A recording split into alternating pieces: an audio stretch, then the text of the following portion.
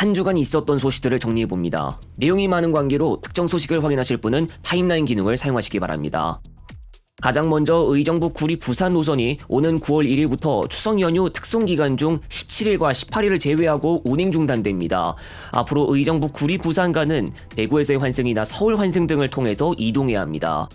오는 9월 1일에는 경남역이 운행하는 용인 세종 유성간 시외버스 노선에 동탄역을 추가로 경유합니다. 동탄역에서 정부 세종청사까지 기준으로 1시간 15분에서 20분 소요되며 우등버스 운행으로 요금 11,900원에 이용할 수 있습니다. 대전 세종 간 M버스가 9월 10일부터 운행 개시합니다. 오는 9월 10일 개통할 M버스는 대도시권 광역교통위원회에서 추진하는 M버스와는 다르게 대전 세종 간 상생 업무 협의를 통해 신설됩니다. 번호 M1번은 세종시 누리동에서 시작해 세종충남대병원, 다정동, 한솔동, 세종고속시외버스터미널, 반성역, 대전교통공사, 대전시청 등을 거쳐 정부 대전청사로 연결됩니다. 버스 16대, 평균 배차 간격 15분으로 예정되어 있습니다. 이 M버스는 국비가 아니라 시의 재정 보전이 주어지는데요. 앞서 대광위는 대전 세종 간 M버스 노선 신설을 결정하고 운수 사업자까지 모집했지만 사업자 측이 재정 보전 문제로 운행 거부 후 면허 취소가 이루어졌고 결국 시 자체 사업으로 전환됐으며 올해에는 13억 원의 예산이 책정됐습니다. 8월 31일부터 당산역에 광역버스 전용 환승센터가 운영에 들어갑니다. 당산역은 지하철 2, 9호선을 비롯해 서울시내버스와 광역버스 등 40여 개 노선을 만날 수 있고 유동인구가 많습니다. 환승센터에는 9개 광역버스 노선이 정차할 수 있는 부스가 마련됩니다. 부스 마련으로 정체가 심한 시내도로에 진입하지 않아도 되어 김포나 인천으로 가는 광역버스의 소요시간은 10분 이상 줄어들 것으로 시가 예상했습니다. 김포 구도심에서 상암동 간 광역버스가 9월 1일부터 운행을 개시합니다. 이번 신설 노선은 6701번으로 대광위의 김포 골드라인 단기 혼잡 완화 방안에 포함된 노선으로 김포 감정동, 킨텍스, 상암 DMC 간을 연결합니다. 또 김포시는 하반기에 개통할 GTX-A의 킨텍스역으로 연결되어 골드라인 혼잡률 완화와 감정 북변, 걸포 주민들의 출퇴근 편의가 개선될 것으로 예상하고 있습니다. 6701번 버스는 기천 기준 4시 30분부터 23시까지 평일 출퇴근 25분 그 외 30에서 120분 간격으로 총 6대가 운행됩니다. 올해도 철도 파업에 대한 우려가 고조되고 있습니다. 한국철도공사와 전국철도노동조합이 올해 첫 임금 본교섭에서 입장차를 좁히지 못했는데 최근 벌어진 사고와 관련한 안전대책 마련과 임금 인상 재원 마련 방안에 대해 입장이 엇갈렸습니다. 노사 간 본교섭에서는 임금 정액 인상과 성과급 지급, 승진 포인트제 도입, 4조 2교대 등에 대한 논의를 진행했으나 입장차만 확인했습니다. 노조는 기본급 인상을 제안했는데 사측은 노조 측 요구에 대해 인상률은 약 4% 수준으로 총 인건비 인상률과 한도에서 벗어난다며 난색을 표했습니다. 또 재정 여건상 기본급 인상은 물론 인상 재원 마련을 수용할 수 없다는 입장을 보였는데 지난해 코레일의 부채 규모가 20조 원을 넘어선 바가 있습니다. 노조는 지난 9일에 구로역에서 발생한 사고와 관련하여 원인으로 지목된 인접 선로의 열차 운행을 차단하거나 안전감시단을 배치해야 한다고 요구하고 4조 2교대 정식 전환도 조속히 이루어져야 한다고 주장했습니다. 지난 9일 구로역에서 모터카에 탑승한 채 작업하다가 옆선로를 달리는 작업차와 부딪혀 직원 2명이 사망하는 사고가 벌어졌는데 노동자 사이에서도 위험성에 대한 우려가 있었지만 위험성 평가에서 지적하지 않아 대비가 소홀했다는 지적이 나왔습니다. 모터카에 설치된 작업대가 좌우로 최대 4m까지 확장 가능한데 사고가 발생한 구로역의 선로는 옆선로와의 거리가 1.5m에 불과해 옆선로의 운행을 차단하거나 사전 경고가 있어야 했으나 조치가 없었던 것으로 드러났습니다. 전용기 의원실이 확보한 영등포 전기사업소 위험성 평가표를 살펴보면 차상 작업의 위험성 부분에서 옆선로 열차와의 충돌 위험성은 언급되지 않았습니다. 40쪽 분량의 평가서는 4월 중에 작성됐는데 옆선로 열차와의 위험성에 대한 경고는 바닥 쪽 작업에서 등장했는데 전차선로 이물질 제거 작업 등의 경우 선로 이동 및 작업 시 열차 접촉 위험을 유해 위험 요인으로 언급하면서 주간 차단 시간 등을 활용해 이물질을 제거해야 한다고 기술했습니다. 최명희 교수는 위험성 평가를 진행했는데도 작업대 확장 시 옆선로와의 충돌 위험이 명시되지 않은 것은 현장 작업과 위험성 평가가 괴리되어 있는 것이라며 현장 노동자들의 의견이 제대로 반영된 건지 확인해야 한다고 말했습니다. 코레일 측은 위험성 평가는 고용노동부 지침상 현장 직원들이 현장 상황에 따라 실시한다고 밝혔지만 노조 측은 현장 노동자들이 여러 차례 인접설로 열차를 통제하라는 이야기를 했다고 주장했습니다. 한편 구로역 사고 당시 다쳤던 작업자가 전문의 부족으로 16시간 동안 병원 여러 곳을 전전했던 것으로 나타났습니다. 지난 9일 오전 2시 16분에 발생한 사고 당시 다친 작업자 A씨는 사고 발생 15시간 51분 만인 오후 6시 7분에 마지막 수술을 받을 수 있었습니다. 당시 구로역에서 4분 거리에 있는 고려대 구로병원에 연락했지만 환자 수용이 어렵다는 답변을 받은 뒤 119 외상센터 한 라인을 통해 국립중앙의료원으로 이송했지만 다친 부위에 응급수술을 진행할 정형외과 전문의가 없었습니다. 사고 발생 2시간 44분 후에는 마포구 서울연세병원으로 옮겨져 머리 상처 봉합 수술을 받았으나 대퇴부 골절 수술이 불가능해 강서구 원탑병원으로 또다시 이송되었고 원탑병원에서 최종적으로 대퇴부 골절 수술을 받을 수 있었습니다. 이런 가운데 광역철도 기관사가 운행 중 스마트폰을 조작하다가 적발됐습니다. 한국철도공사는 4호선 광역철도 기관사 A씨를 철도안전법 위반으로 철도사법경찰에 고발 조치하기로 했습니다.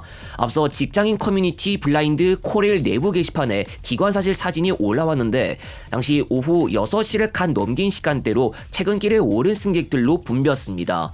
이런 가운데 조작판 앞에서 한 손에 휴대전화를 들고 게임 영상으로 보이는 화면을 시청하는 게 그대로 포착되면서 논란이 일었습니다. 철도안전법과 사규에 따르면 기관사 등은 열차 운행 도중 전자기기 사용을 금하고 있습니다. 최근 캐나다 철도 파업이 장기화되면서 일상생활과 교통, 물류, 경제 등에 큰 영향을 미치고 있습니다. 캐나다 철도 노동자들이 임금 인상과 근로조건 개선, 작업장 안전 문제 등을 거론하고 나섰는데 사측은 불만을 일부 인정하면서도 현재 경제 상황과 물류시장 불확실성을 이유로 노동자 측의 요구를 전면 수용하기가 어렵다는 입장을 보였습니다. 노조의 파업으로 대도시 통근자들과 소도시 주민들이 갑작스럽게 대안을 찾아야 하는 상황을 맞았고 버스나 자동차 공유 서비스를 이용하면서 버스 노선은 많은 모습을 보이고 도로 체증이 심각하게 악화됐습니다. 또 철도 의존도가 높은 캐나다 주요 산업들이 이번 파업으로 수송에 큰 타격을 받았는데요. 수출용 곡물과 목재, 광물 등 주요 상품들의 해외 운송이 지연되거나 불가능해지면서 캐나다 국제 무역 수지에 부정적인 영향을 미칠 가능성이 커졌습니다. 파업 장기화로 생활 필수품 가격 상승과 공급 부족, 통근 어려움 등 파급 효과는 점점 심각해지는 가운데 정부가 중재에 나섰으나 노사 간 입장차가 좁혀지지 못하고 있습니다. 서울 서산간을 운행한 버스가 저속 운행으로 승객으로부터 많은 불만이 접수됐습니다. 지난주 버스 고장으로 천천히 간다는 승무사원의 해명에 승객들의 항의가 빗발쳤고 휴게소에서 다른 버스로 갈아탄 뒤 결국 5시간 30분 만에 목적지에 도착했는데요. 버스 회사는 차량 점검 결과 이상이 없었고 사원의 운전 미숙을 원인으로 꼽았습니다. 그러나 회사가 인력 부족을 겪고 있어 이후에도 배차를 주고 승객을 계속 수송했던 것으로 드러났습니다.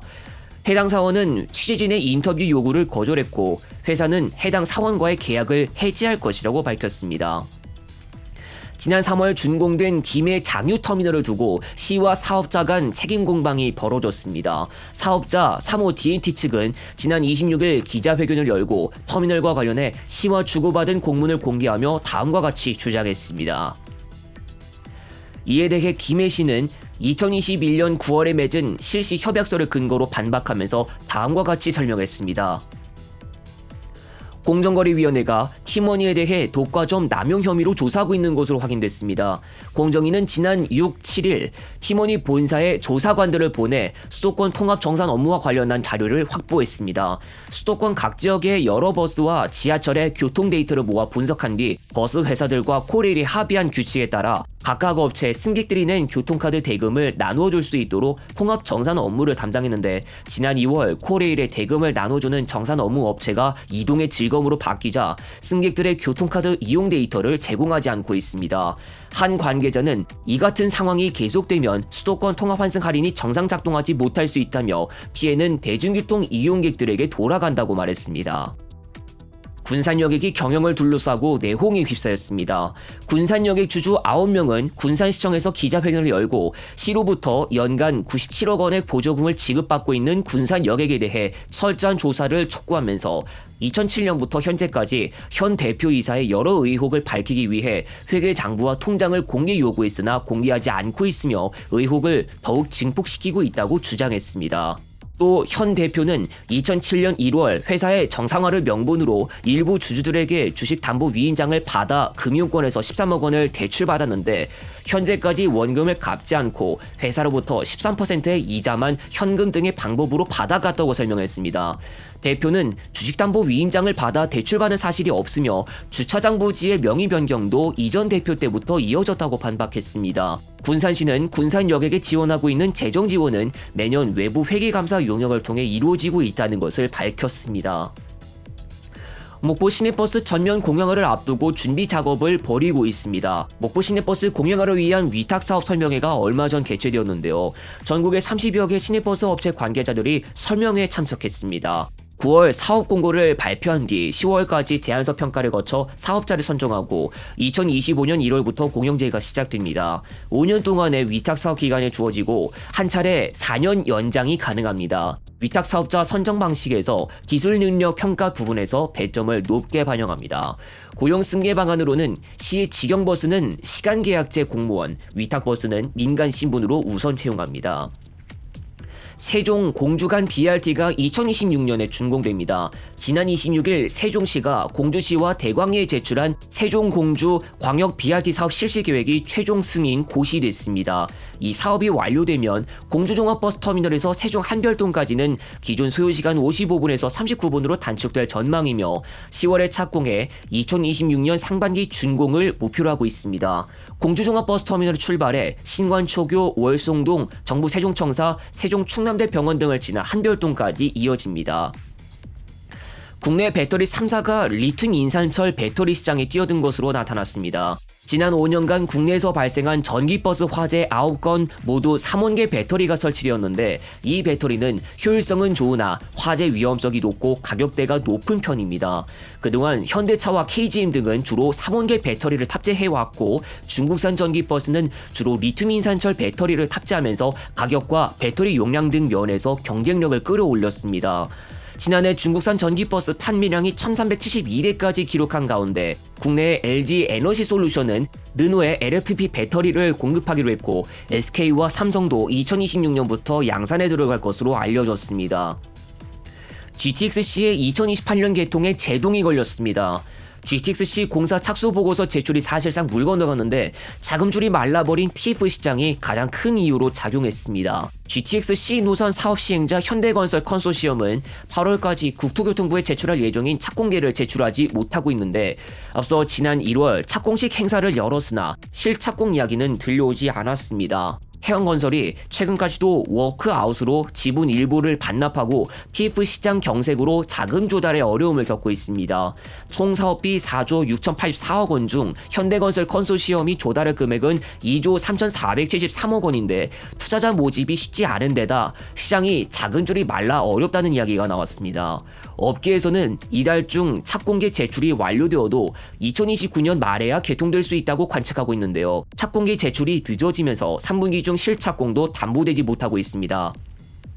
한편 GTX-C 노선이 도봉동 한 아파트 단지 토지를 편입한다는 논란이 벌어졌다가 설계 변경으로 잠재우게 됐습니다. 국토교통부 산하 한국부동산원이 일방적으로 GTX-C 노선의 토지 보상 계획을 통보하면서 아파트 단지가 반발했는데요. 아파트 단지 전체 면적 94,800여 제곱미터 중 편입 구간이 196.3제곱미터였는데 지하 터널 편입 구간은 173.6제곱미터였습니다. 주민들이 이 신청서를 국토교통부와 한국부동산원에 전달하고 지역 정치권에서도 설계 변경을 요청했습니다. 민간 사업자 측은 GTX-C 노선 위치를 아파트 부지에서 도로 밑으로 조정했고 실시계획 변경 등의 행정적 절차는 이르면 11월이나 12월에 추진할 것을 계획하고 있습니다. 광주도시철도 2호선 2단계가 공사 차질을 빚을 것이란 지적이 나왔습니다. 2019년 10월부터 공사를 시작한 2호선 1단계 구간은 평균 공정률 77%를 보이고 있습니다. 당초 2023년에 개통할 것으로 예상됐으나 물가 상승과 설계 변경에 따라 사업비가 더 필요해 3년이나 더 늦어졌습니다. 이 와중에 2단계 구간이 문제되고 있는데요. 예산은 국비와 시비, 지방채가 6대 3대 1 비율로 매칭되고 있는데 전체 공사비 3조 800억 원 가운데 3,080억 원만 지방채로 쓸 수 있으나 2026년 말이면 지방채 사용액이 2,900억 원을 넘깁니다. 강기정 시장은 2호선 예산 확보에 문제가 없다고 이야기했지만 이미 2단계 7과 10 공고가 낮은 공사비 문제로 5차례 유찰된 바가 있습니다. 호남선 목포역 대개조 사업이 탄력 붙을 것으로 보입니다. 정부가 발표한 내년 국비 예산안에 목포역 철도시설 재배치 사업비 40억 원이 신규로 반영되었습니다. 이 사업은 열차 출도착 레인을 2개 증설하고 통합 정비고 등을 설치해 2028년 완공을 목표로 1,700억 원이 투입됩니다. 또 새 역사 구축을 진행하는데 실시 설계는 오는 9월 중에 발주됩니다. 새 역사는 기존 지상 역사를 철거하고 선로 위에 지상 3층 규모로 건축됩니다. 올해 12월 동해선 포항 삼척 간 개통을 앞두고 있는 가운데 울진군에서 울진 서울 간 환승 없이 운행하는 열차를 요구했습니다. 오는 시기 개통할 동해선 포항 삼척 간에 준고속 열차가 운행될 경우 포항 울진 간 35분, 삼척까지는 55분 만에 갈 수 있을 것으로 보입니다. 울진군은 교통오지 문제를 근본적으로 해결하기 위해 울진 서울 간 바로 운행하는 열차가 최소 한 편 이상 운행되어야 한다며 관계기관과 협의를 진행하고 있습니다. 오는 9월 대전도시철도 2호선 트램 공사가 최초로 발주됩니다. 이장우 시장의 시정 브리핑을 통해 1조 5,069억 원으로 확정된 실시 설계에 따른 총 사업비 조정 결과와 공사 발주 계획, 트램 정거장 위치와 디자인 공모 계획을 발표했습니다. 38.8km 노반 및 궤도 공사는 14개 공고의 적정 공사 기간이 27개월에서 42개월로 확인됨에 따라 공사 기간과 2028년 말 개통 시점 등을 감안해 내달에 5개 공고, 10월에 1개 공고를 우선 발주하고 2025년 차량기지 등을 시작으로 9개 공고가 순차 발주됩니다. 서울교통공사를 비롯한 지방교통공기업들이 부채 중점관리기관으로 지정됐습니다. 서울교통공사를 비롯한 25개 지방공기업 부채가 53조 원을 웃돌면서 부채 중점관리기관으로 지정됐는데요. 행정안전부가 발표한 2023년도 결산 결과에 따르면 전체 자산은 238조 8천억 원, 부채는 65조 5천억 원으로 전년 대비 4조 2천억 원이 늘었습니다. 당기 순손실 규모도 전년 대비 6,400억 원이 증가한 2조 6,216억 원으로 집계됐습니다. 이번 결산에서는 108개 부채 중점관리기관과 22개 부채 감축 대상 기관도 지정됐는데 이 가운데 서울, 부산, 대구, 인천, 대전, 경기교통공사 등 지방교통공기업들이 부채 중점관리기관으로 지정됐습니다. 아울러 서울교통공사 등 25개 공기업의 지난해 부채는 전년보다 4.5% 증가한 총 53조 7천억 원으로 집계됐으며 재무지표 평가 점수 기준은 20점 만점에 8점대 전후였습니다. 최근 3년간 서울교통공사 영명 유상 판매 사업 성적이 부진을 겪었습니다. 2022년부터 올해까지 3년간 신규 낙찰 건수와 매출이 감소하고 경쟁 입찰 조건을 충족하지 못해 수의계약으로 계약을 맺은 비율이 80%에 달했습니다. 서울교통공사 영명 유상병기 현황 자료에 따르면 신규 계약 건수는 2022년에서 2024년으로 갈수록 감소 추세가 뚜렷했고 신규 계약 수입도 줄었습니다. 한국자산관리공사 공매포털 온리드 분석에 따르면 2022년 20개역 중 16곳, 2023년 14개역 중 11곳, 2024년 4개역 중 1곳에서 수의계약으로 영명병기 대상 기관을 찾았습니다.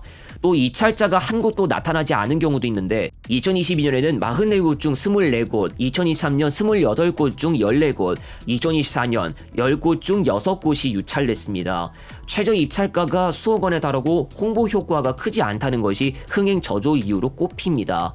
서울교통공사는 재정난을 이유로 영명병기 유상 판매 사업을 한다고 했지만 정작 이 사업이 서울교통공사에 분명한 경제적 이익을 가져다 주는지 의문이라는 지적이 나왔습니다.